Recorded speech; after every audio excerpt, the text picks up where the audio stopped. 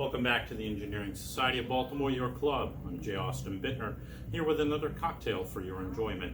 Today's cocktail harkens back to around the time that the Engineering Society of Baltimore was founded. It was created by Ada Coleman, a bartender at the Savoy Hotel in London.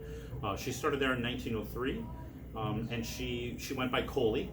And she invented this cocktail for a Victorian and Edwardian actor named Charles Haughty, who was a mentor to Noel Coward. And he would often come into the bar and say, "Hey, Coley, give me something with some punch in it," if he'd had a long day. And this is her retelling of the story in a magazine in London in 1925. And so the way she described it is, she set at work to invent a cocktail for him. And then the next time he came in, he said, she said, "I invented this just for you." And he looked at it, took a sip, and said, "By Jove, that's the real Hanky Panky." And thus, the Hanky Panky was born.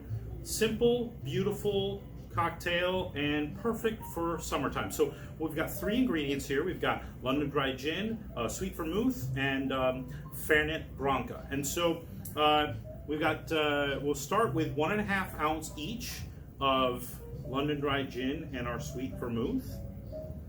So I choose the Bombay Sapphire because it has just a little more punchiness to its botanicals that come through in the cocktail. But any London Dry Gin should work well. When it comes to vermouth, I chose the 1757 Vermouth di Torino because it's a sweeter side of vermouth, and unlike some bitter vermouths out there, because they're bittersweet, this cocktail has a bitter component, and so we want the sweeter vermouth side to come through. And since Coley, our bartender's original thoughts were that this was going to be a riff off of a sweet martini, which back then was a martini made with equal parts gin and equal parts sweet vermouth. And so she was just doing something a little bit different to that. And so what that was Fernet Branca. So her recipe calls for 2 dashes. Now, how do you do 2 dashes out of a liquor bottle? Well, you're not going to dash right out of this like you might out of your bitters, which has a little stopper or a dropper on it. And what is technically a dash? So if you look it up, a dash is technically 10 drops. And you're not going to use a dropper because how far down do you have to get to the dropper? So it turns out that they figured out that a dash, being 10 drops, is actually 1/5 of a teaspoon. So 2 dashes would be 2/5, just less than 1/2 teaspoon. So I've got a 1/2 teaspoon measure here. And what I always recommend in these kind of cases is not to do it over your cocktail and not to do it over a dirty glass, because in case you over pour, you don't want to spoil whatever the extra is, and you don't want to spoil your cocktail.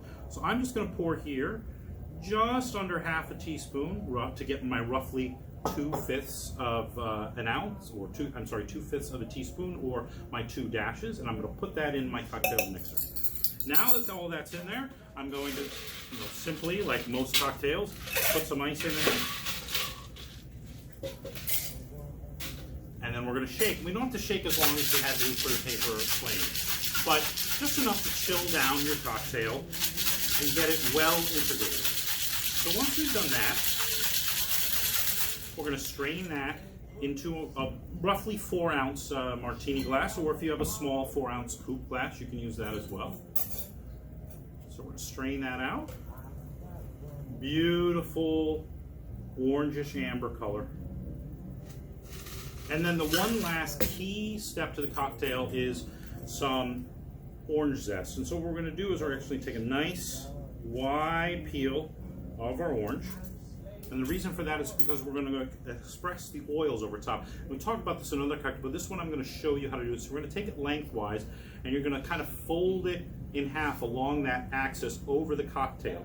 And when you do that, you'll see the oils kind of express. And I don't know if you can see that, but you just sort of see things spread apart because the oils are just getting popped right on the surface level there. And then you're going to dip that in. And now I can smell the beautiful orange citrus zest. And it's right there on top, but the background notes are kind of like plum and red berry with little hints of vanilla and some of that juniper popping through. First sip, beautiful integration here of the gin botanicals that are more in that juniper and spiciness, and then a little bit of those herb spices and botanicals from the sweet vermouth. But then the fruit in this cocktail just sings. This bright orange zest just makes all the like fig and plum and red fruits just pop. And it's a beautiful, sultry, refreshing cocktail, perfect for a warm summer evening. I invite you to join in a little hanky panky of your own. Cheers.